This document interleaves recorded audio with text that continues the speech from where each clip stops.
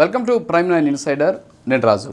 లోకేష్ని కొంతమంది పప్పు అన్నారు, ఆ తర్వాత ముద్దబ్బాయి అన్నారు, రకరకాలైన మాటలతోటి బాడీ షేమింగ్ చేశారు, రకరకాలుగా ఆయన్ని మానసికంగా వేధించారు. ఇప్పుడు అదే పప్పు, మీరు అనుకున్నటువంటి ఆ పప్పు నిప్పుగా మారి చాలామంది తుక్కు రేగొడుతుందన్నమాట. ఎందుకంటున్నానంటే ఈ మాట, ఇటీవల నారా లోకేష్ భారతదేశ వ్యాప్తంగా కూడా ఒక సంచలనమైనటువంటి రాజకీయ నేతగా పేరు పొందుతూ ఉన్నాడు. ఏంటంటే అది కొన్ని రాష్ట్రాల్లో అయితే రాజకీయ ప్రకంపనలే సృష్టించేస్తున్నాడు నారా లోకేష్. ఎందుకంటున్నానంటే ఈ మాట, సుందర్ పిచాయ్ ఉన్నారు. ఆయన ఎవరు? గూగుల్కి CEO. ఆయనది తమిళనాడు. మరి తమిళనాడుకి చెందినటువంటి ఒక వ్యక్తి గూగుల్ లాంటి అతి ప్రతిష్టాత్మకమైనటువంటి సంస్థకి CEOగా ఉండి, అలాంటి గూగుల్కి సంబంధించినటువంటి డేటా సెంటర్ తమిళనాడులో పెట్టకుండా ఆంధ్రప్రదేశ్లో పెట్టడం ఏంటి, ఏం చేస్తున్నారు మీరు అని చెప్పేసి తమిళనాడులో అధికారంలో ఉన్నటువంటి DMK పార్టీని, ప్రతిపక్ష అన్నాడీఎంకే పార్టీ ప్రతిరోజు కూడా చండాలు వచ్చేస్తుందంట. అంటే ఒక రకంగా చెప్పాలంటే వాళ్ళ మీద తీవ్ర స్థాయిలో విరుచుకుపడుతుంది. అసలు ఏం చేస్తున్నారు, ఆంధ్రప్రదేశ్కి వెళ్ళిపోయింది ఇది అని చెప్పేసి ట్వీట్ల వారు జరుగుతుంది. ఏకంగా అసెంబ్లీలోనే దీని మీద పెద్ద ఎత్తున చర్చకు దారితీసినటువంటి పరిస్థితి.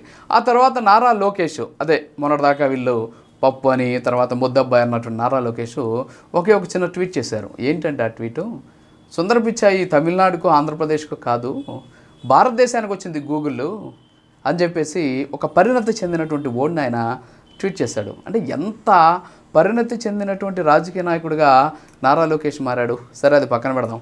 ఇంకో పక్క కర్ణాటక ఉంది. కర్ణాటకలో అక్కడ ఉన్నటువంటి ఇన్వెస్టర్లంతా ఆంధ్రప్రదేశ్ని చూసి నేర్చుకోండి, వాళ్ళు ఎన్ని రకాలైనటువంటి అవకాశాలు కల్పిస్తున్నారు, ఇన్వెస్టర్లకు ఎన్ని వెసులుబాట్లు కల్పిస్తున్నారో నేర్చుకోండి అని చెప్పేసి అక్కడ చాలామంది మాట్లాడుతున్నారు. అక్కడ ఉన్నటువంటి మౌలిక వసతులను ప్రశ్నిస్తున్నారు. మేము ఫ్యాక్టరీలు ఇక్కడ పెట్టలేము, కంపెనీలు పెట్టలేము, ఇక్కడ పెట్టుబడులు పెట్టలేము అని చెప్తున్నారు.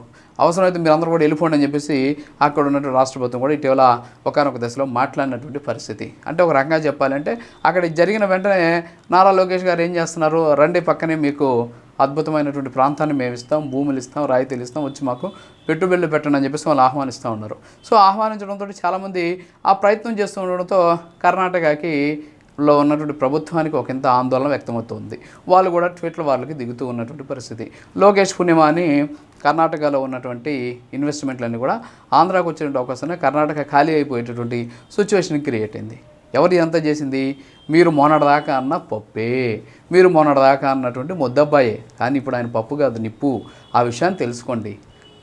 ఎవరైనా సరే పదే పదే మీరు బాడీ షేమింగ్ చేసి, రాజకీయాలు తెలియదని చెప్పేసి, ఎమ్మెల్యేగా గెలవలేనడు అని చెప్పేసి, తండ్రిని అడ్డం పెట్టుకొని మంత్రి పదం తీసుకున్నాడని చెప్పేసి, రాజకీయ ఓనమాలు రావని చెప్పేసి, ఆయనకున్నటువంటి బాడీ షేమింగ్ చేసి ఇన్ని మాట్లాడినటువంటి నారా లోకేష్ పక్కన ఉన్నటువంటి రాష్ట్రాలకి నిద్రలేని రాత్రులను ఇస్తూ ఉన్నాడు.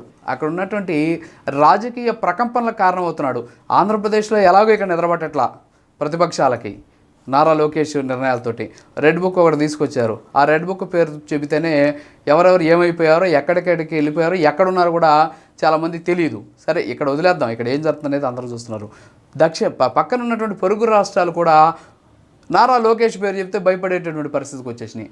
ఎందుకంటే ఏం మాట్లాడితే అతను ఏం కౌంటర్ వేస్తాడో, మనం మాటలతో చెబితే ఆయన చేతలతో చూపిస్తాడేమో అనేటటువంటి ఆందోళన ఆ రాష్ట్ర ప్రభుత్వాల్లో వ్యక్తమవుతూ ఉన్నటువంటి పరిస్థితి. సో కర్ణాటక ఒక పక్క ఇన్వెస్ట్మెంట్ల నుంచి ఖాళీ చేసుకుని ఆంధ్రప్రదేశ్ రావడానికి ట్రై చేస్తుంది. ఇంకో పక్క తమిళనాడులో అయితే అధికార DMK పార్టీకి అన్నాడీఎంకే చుక్కలు చూపిస్తుంది. ఎందుకంటే గూగుల్ కూడా తీసుకురాలేరు అని చెప్పేసి ఇప్పుడు ఏం చేశాడు, ఆస్ట్రేలియాకి వెళ్ళారు. దాదాపు చాలా సంవత్సరాల కళ అది. ఏంటి అంటే రొయ్యలకు సంబంధించినటువంటి ఎక్స్పోర్ట్ ఆస్ట్రేలియా ఇప్పుడు ఆపేసింది. దాన్ని కూడా ఇప్పుడు ఆయన అనుమతులు తీసుకున్నాడు. మన రొయ్యని మీసం మలేసేలాగా ఆయన తీసుకున్న నిర్ణయంతో ఆస్ట్రేలియాకి మన రొయ్యలు ఎగుమతి కాబోతూ ఉన్నాయి. సో ఇలాంటి నిర్ణయాలన్నీ తీసుకుంటూ, పెట్టుబడులను ఆకర్షించడం కోసం రోడ్ షోలు చేస్తూ, పెట్టుబడుల కోసం సదస్సుల్లో పాల్గొంటూ, పెట్టుబడులను తీసుకొచ్చేందుకు ఇన్వెస్టర్లతోటి భేటీలు అవుతూ, దానికి అవసరమైనటువంటి DPRలను సిద్ధం చేస్తూ, దానికి అవసరమైనటువంటి సింగిల్ విండో విధానాన్ని ఎలా చేయాలి అనేటువంటి దాని మీద ఎప్పటికప్పుడు తలమునకలు అవుతూ, తన టీంని ఎప్పటికప్పుడు ఇన్వెస్టర్లతోటి మాట్లాడుతూ, చేసుకున్నటువంటి ఒప్పందాలకు అనుగుణంగా వాళ్ళు ఇక్కడికి వచ్చేలాగా వాళ్ళకి అవసరమైనటువంటి అన్ని ఏర్పాట్లు చేస్తూ, రాష్ట్రం అభివృద్ధి చెందాలి, రాష్ట్రంలో సంపద సృష్టించబడాలి అంటే, రాష్ట్రం అప్పులు పాలు కాకుండా ఉండాలి అంటే, రాష్ట్రంలో ఉన్నటువంటి నిరుద్యోగ సమస్య పోవాలి అంటే ఉన్నటువంటి ఏకైక అస్త్రం పెట్టుబడులు రావడమే. సో ఆ పెట్టుబడులు తీసుకొచ్చేటటువంటి క్రమంలో నారా లోకేష్ చాలా తీవ్రంగా ప్రయత్నాలు చేస్తూ ఉన్నాడు. అందులో భాగంగానే గూగుల్కి సంబంధించిన డేటా సెంటర్ని ఇక్కడ తీసుకురావడంతో ఈరోజు దేశవ్యాప్తంగా ఉన్నటువంటి అనేక పార్టీలు కావచ్చు, పొరుగున ఉన్న కర్ణాటక, తమిళనాడు లాంటి రాష్ట్రాలు కూడా కొట్టుకుతున్నటువంటి పరిస్థితి, అక్కడ ఒక రాజకీయపరమైనటువంటి అనిశ్చితిని క్రియేట్ చేసినటువంటి పరిస్థితి నారా లోకేష్ చేశారు. సో మొన్నటి వరకు మీరు అన్నటువంటి పప్పు వేరు, ఈరోజు పనులు చేసి చూపిస్తున్నటువంటి నిప్పు వేరు. ఆ విషయాన్ని గుర్తుపెట్టుకోవాలని కోరుకుంటూ ఇది ఇవాల్టి ఇన్సైడర్. మరో ఇన్సైడర్లో మళ్ళీ కలుద్దాం. నమస్కారం.